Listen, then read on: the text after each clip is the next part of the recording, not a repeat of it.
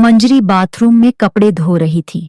खुद के कपड़ों के साथ साथ वह अपने पापा के कपड़े भी धो रही थी। कपड़े थोड़े ज्यादा ही गंदे हो गए थे। वैसे भी आजकल सर्दियों का मौसम था तो उसे गर्म कपड़े धोने में बहुत दिक्कत हो रही थी। तभी उसकी सास अपनी 10 से 12 साड़ियां लेकर आई और उसके ऊपर फेंकते हुए बोली, बहू, ये सारी साड़ियां भी साफ कर देना। मंजरी हैरान रह गई। वह कहने लगी, मम्मी जी, ये साड़ियां मैं कल साफ कर दूंगी तो नहीं चलेगा क्या? उसकी सास कहने लगी, नहीं, मुझे तो अभी के अभी ये साड़ियां साफ चाहिए। अब मंजरी बेचारी क्या करती? उधर दोपहर के खाने का समय होने वाला था, फिर भी सास ने साड़ियां लाकर धोने के लिए दे दी थी। वह फटाफट से हाथ चलाने लगी। कपड़े धोते धोते उसकी कमर अकड़ गई थी। फिर वह कपड़े लेकर उन्हें तार पर फैलाकर आई और सीधे लंच बनाने के लिए रसोई में घुस गई। मंजरी जल्दी जल्दी रसोई में हाथ चला रही थी। एक तरफ कुकर में उसने खिचड़ी चढ़ाई हुई थी। सीटी की तेज आवाज ने उसके हाथ की गति को और भी तेज कर दिया, क्योंकि खिचड़ी उतारने के बाद उसे सब्जी भी छौंकनी थी। वह फटाफट सब्जियां काटे जा रही थी। तभी उसकी सास रसोई के दरवाजे पर आकर खड़ी हो गई और कहने लगी, वाह बहू, पहले तो तुमने खिचड़ी बना ली। सबसे पहले तुम्हें अपने बाप की भूख का ही ख्याल है ना? यह नहीं सोचती कि सास भी घर में भूखी पड़ी हुई है। उनके लिए जल्दी से 4 रोटियां सेक दूं।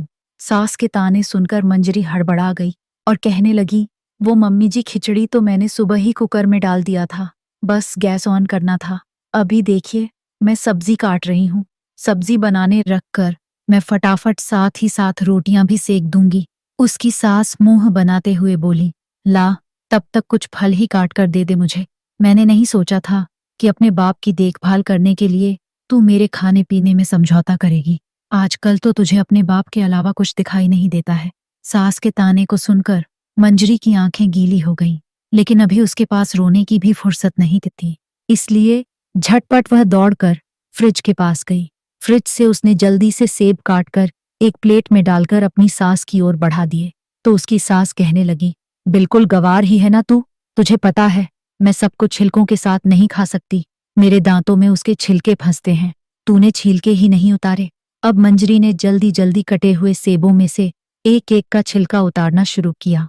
उसका काम बढ़ाने के लिए उसकी सास कुछ भी करने को तैयार रहती थी, क्योंकि उन्हें बर्दाश्त नहीं हो रहा था कि मंजरी के पिताजी कुछ दिनों से मंजरी के ससुराल में थे, क्योंकि वह बीमार थे। उसकी सास प्लेट लेकर हॉल में चली गई और टीवी चलाकर सोफे पर पसर गई। सेब खाते हुए वह टीवी देखने लगी। तभी भीतर से मंजरी के पिताजी कहने लगे, अरे बेटा,